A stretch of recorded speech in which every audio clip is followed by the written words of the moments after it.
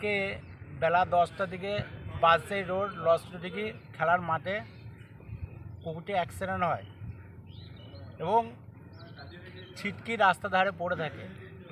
যন্ত্রণায় কুকুরটা ছুটে বেড়ায়, এটা পুকুরের মধ্যে পড়ে থাকে।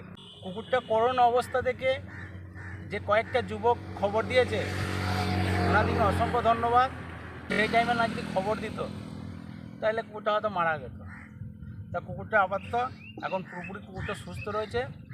আজকে সকালে এসে দেখেছি রাস্তার ধারে বসে রয়েছে এবং কুকুরটা সিভাসন নেওয়ার জন্যে আমি যখন ওষুধ নিয়ে রাস্তার ধারে নামাচ্ছি, কুকুরটা নিজেই এগিয়ে এসেছে, কিন্তু কুকুরটা এই মুহূর্তে আমার কাছে রয়েছে।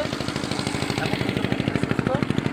কালকে মুখের কাছে খুবই ক্ষত, সামনে ডান পাটা ব্যাপকরে চোট, কিন্তু শরীরের মধ্যে বিশাল আঘাত লাগে। এখন কুকুরটা সুস্থ আছে। এরকম অবলা প্রাণী ক্ষত অবস্থায় যদি ঘুরে বেড়ায় তাইলে প্রত্যেকটা মানুষকে বলবো আপনারা পাশে থাকবেন।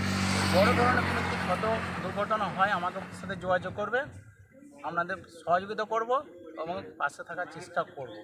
আমার নাম অভিষেক, পশুপ্রেমিক মুরাতি।